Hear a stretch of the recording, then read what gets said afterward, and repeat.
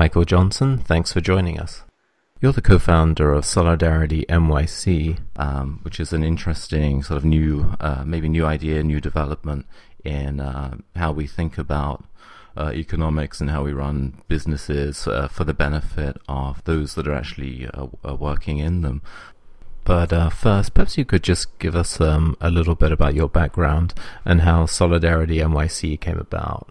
Well, my background began in the 1960s when I realized that there really wasn't any kind of a viable, coherent approach to creating alternative politics. I was very disenchanted with most of the left politics. And about 40 years later, I went to a conference called the Solidarity Economy, which is an approach both to alternative economics and alternative politics that is well developed in Brazil and in several other areas in Latin America and in Quebec, and fairly well developed in several areas in Canada.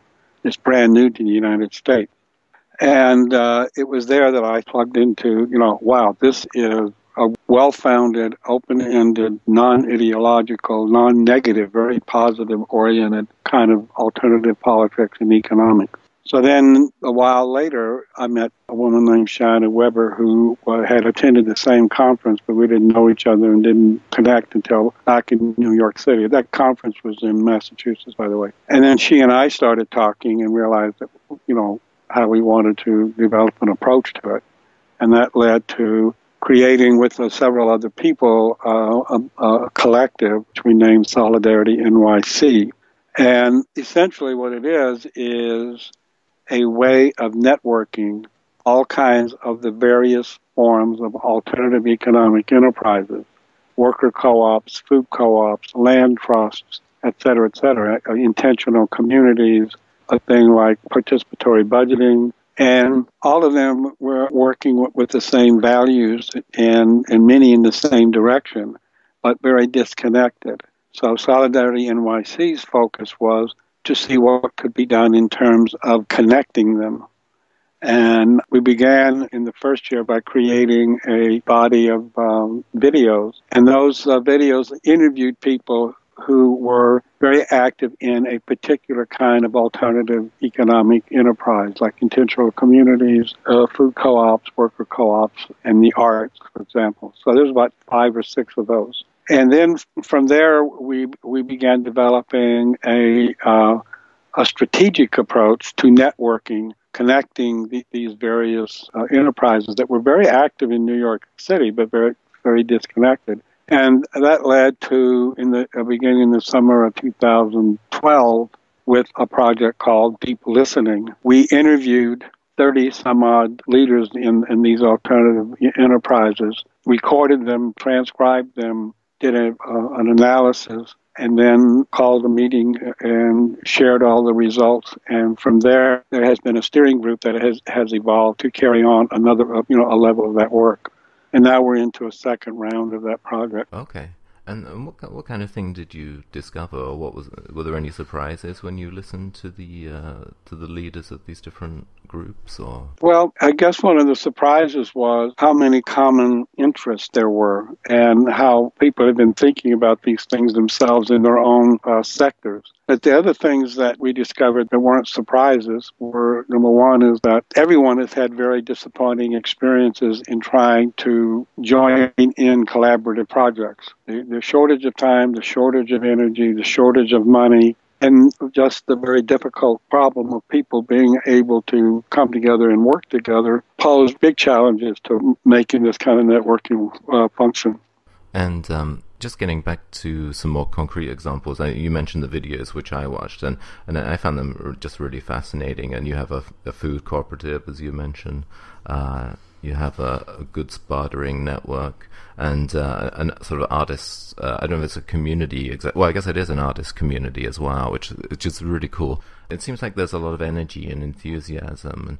And can you just explain a little bit about the different cooperatives that you're working with? Well, for example, a food cooperative, there's a wide range of them. You can start with Park Slope Food Cooperative, which was started back in the 60s. It has something like 14,000 members. So this is an enormous success. And then you go all the way down to local food buying groups. which was one of the people we talked to in that video interviews. They have a gathering of people who buy food jointly, and then they have a place where they come and that food is made available for pickup, etc. And then many of them are okay with that level of it, and then other ones, that's the beginning step towards developing their own food cooperative for their area that they're in. Worker co-ops, there's printing co-ops, there are internet technology co-ops, there's healthcare co-ops.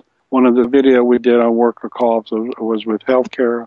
Most of these co-ops are also part of the National U.S. Federation of Worker Co-ops. Okay, and what is that exactly? It's a national organization that the members of any worker co-op in the United States can join and be part of. And they foster the development of regional worker co-op network, kind of two branches, independent branches. There's the East Coast Workplace Democracy, and then there's the Western Conference of Worker Co-op. So there's covering east and west of the country, but the national covers the whole. Okay, and just to be clear, a workers' co-op is essentially where the workers essentially own the company. Right. The owners, in most cases, it's everyone who works there is an owner, although in some cases they may have part-time workers.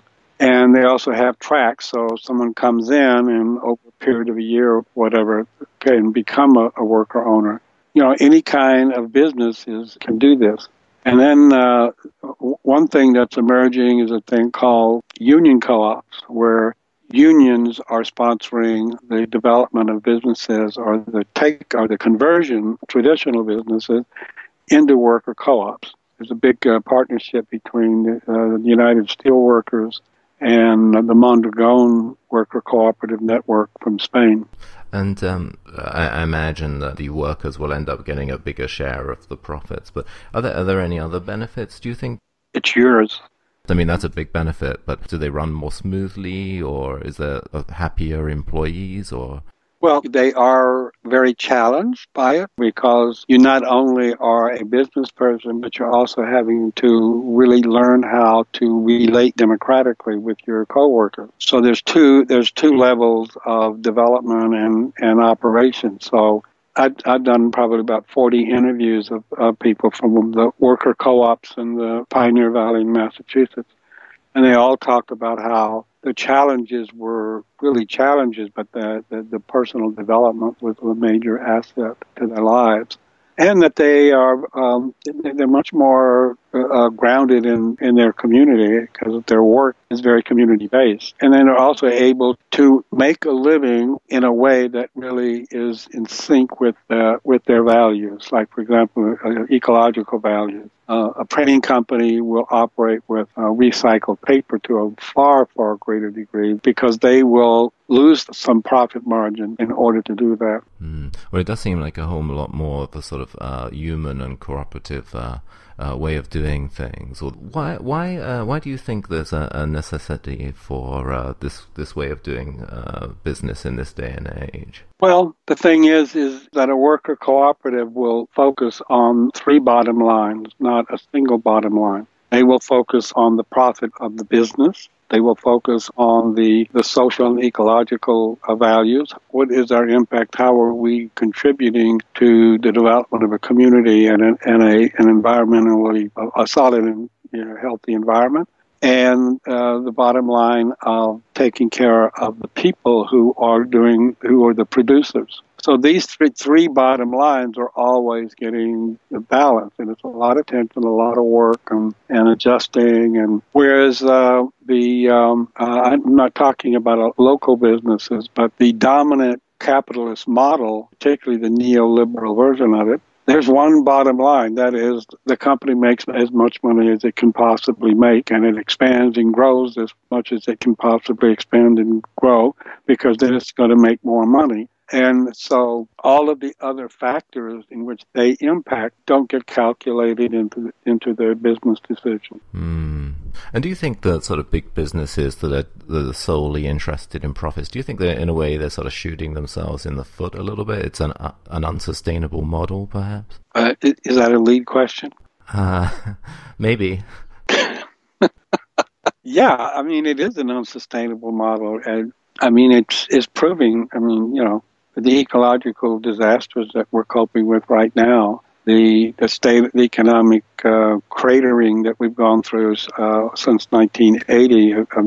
Most of the working classes, from the lower all the way up to the upper middle class, have been all like hung out to dry, and the depression of wages, et cetera, et cetera. All of these are very direct result of the neoliberal, globalized capitalist approach, and there's something that really has to shift. And do you think there is a shift, or do you think it's just a facade? But, if you look at, I hesitate to mention them, but if you look at something like Starbucks, they do try and make a big sort of show of being, getting coffee beans in an ethical way, or paying farmers more, or something like that. But, it does seem to suggest that there's an interest in the general public.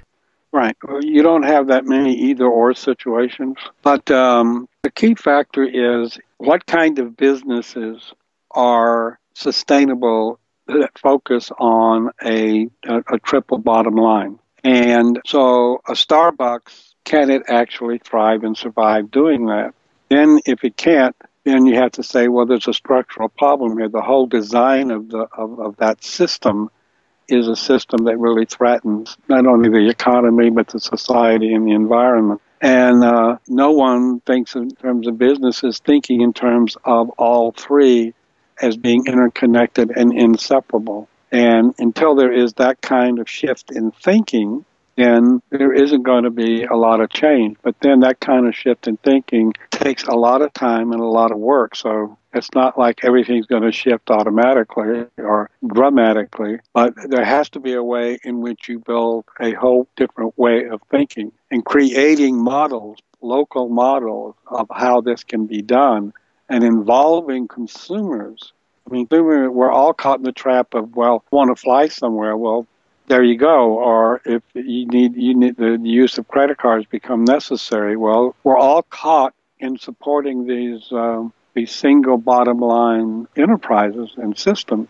So the whole notion of solidarity economies is to create local systems in which consumers have the choice, like a food cooperative. Instead of going to the regular supermarket, they've got the food cooperative as an alternative. And this, then, you're talking about creating a very active, thoughtful consumer. So it's not just, creating a worker co-op or a food co-op or whatever. It is really, how can a movement in New York City or Detroit or wherever that consciously is attempting to transform the way people buy and include them in a lot of dialogue and experiences in which they start to rethink this. Yeah, and it also seems that a byproduct of this process is that you're actually sort of re-establishing communities, whereas in the modern world we seem to be very much sort of atomized individuals. I think that gives us a good overview of what you're up to. But how do you see Solidarity NYC progressing in the future? What kind of things have you got lined up? Well, I would have to put a footnote in here or something, or in the sense, although I'm a co-founder, I'm also like 72 years old. So I'm not that active anymore. I'm kind of like a advising elder or something of that nature. But the current focus right now is on creating these maps of New York City where you can open up and look at a map and you can see all of these different kinds of alternative economic enterprises all over New York City. And all of a sudden you can say, oh, I'm part of this. This is what I'm part of, And all of a sudden your identity and the identity of your enterprise shifts. Or if you're a consumer, you can go, I didn't know these many choices were out there. So the development of this map, it's major work and it has major impact, but SolidarityNYC is also a volunteer collective, so it doesn't move with a huge amount of speed, which has its advantages because it's going to be much more organic and well thought through. And then the fact that we're going to continue the kind of deep listening project too is going out and connecting with not alternative economic enterprises, but with social justice and community-based enterprises that are interested in and connected to economic development. And so that we're not thinking just in terms of, the cooperatives the community-based organizations and the social justice organizations should have, in my opinion, should have a very strong investment in alternative economics, because politics and economics are inseparable. Right, absolutely. And how can, if people want to get involved in a workers' cooperative, or they want to get involved in Solidarity NYC, or maybe just a food buying group or something like that, what can they do? How should they start? Well, in New York City, there's SolidarityNYC.org. You can go to that website. The U.S. Federation of Worker Cooperatives, you can Google them. You can Google US-SEN, which is the U.S. Solidarity Economic Network. They do a lot of coordinating, and if you're in Philadelphia, you can Google worker co-ops Philadelphia, food co-ops Philadelphia, solidarity economies Philadelphia, etc. Great, excellent. We are a beginning movement here in this country. Mm-hmm. Another name, there's a thing called new economy. That is a term that's being used a lot. Okay. But we're all talking about the same kind of thing. We're talking about fostering alternative economic enterprises. Yeah, and when you mentioned the triple bottom line as well, actually that's something that's actually being taught in universities in Britain now. So I guess maybe in a decade or so from now, it may be a little bit more mainstream over there, which would be interesting. But is there anything else you'd like to say before we depart? Can I give a plug for a book? Yeah, of course. I'm co-authoring a book that's called Building Cooperative Power, and it is about the development and the strategies of a network of worker cooperatives in what's called the Pioneer Valley, which is Amherst, Massachusetts, Northampton, Massachusetts, and also southern Vermont. Okay. And they have done major work in evolving a regional approach to cooperative economics. And that book is coming out in the spring. I'm one of 3 authors. Okay, excellent. And is there a website for it, or people just have to check on Amazon? Or we don't have the website yet, but the publisher is Levelers, Levellers Press, and it's part of a worker cooperative called Collective Copies. That sounds great.